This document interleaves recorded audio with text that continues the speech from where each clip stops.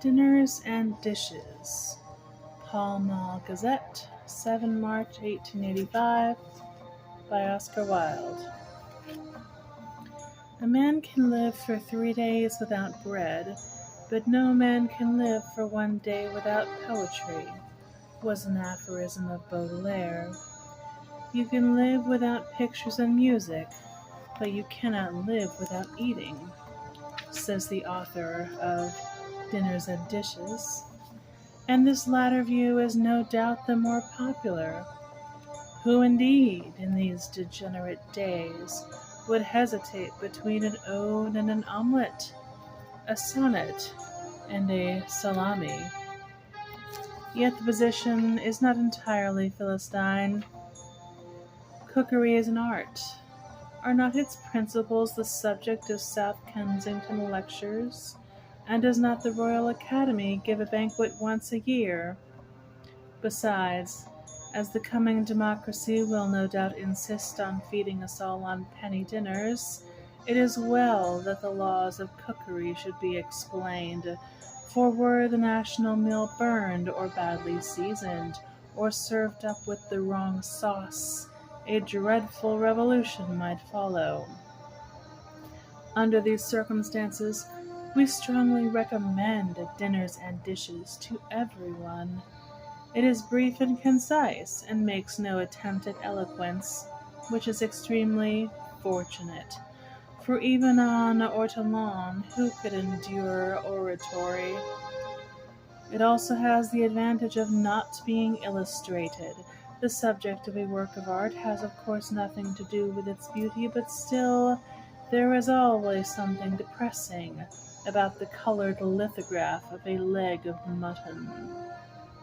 As regards the author's particular views, we entirely agree with him on the important question of macaroni.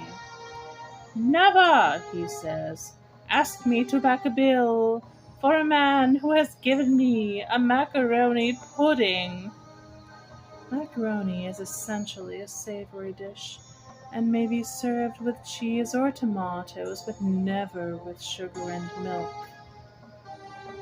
There is also a useful description of how to cook risotto, a delightful dish too rarely seen in England, an excellent chapter on the different kinds of salads, which should be carefully studied by those many hostesses whose imaginations never pass beyond lettuce and beetroot, and actually a recipe for making Brussels sprouts eatable. The last is, of course, a masterpiece. The real difficulty that we all have to face in life is not so much the science of cookery as the stupidity of cooks, and in this little handbook to practical Epicureanism, the tyrant of the English kitchen is shown in her proper light. Her entire ignorance of herbs, her passion for extracts and essences, her total inability to make a soup, which is anything more than a combination of pepper and gravy, her inveterate habit of sending up bread poultices with pheasants.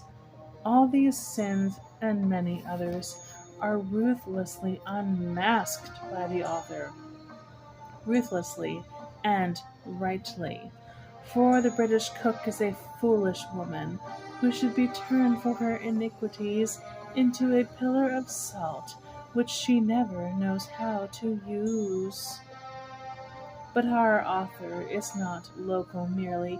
He has been in many lands. He has eaten Backhendel at Vienna, and Kulibach at St. Petersburg.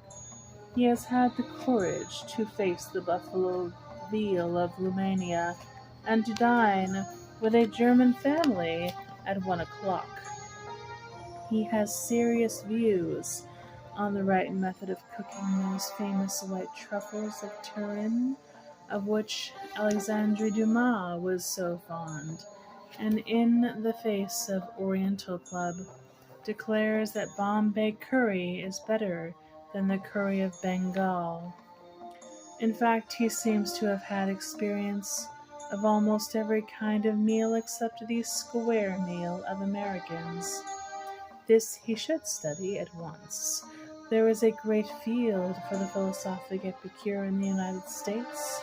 Boston beans may be dismissed at once as delusions, but soft-shell crabs, terrapin, canvasback ducks, blue fish, and the pompono of New Orleans are all wonderful delicacies, particularly when one gets them at Delmonico's.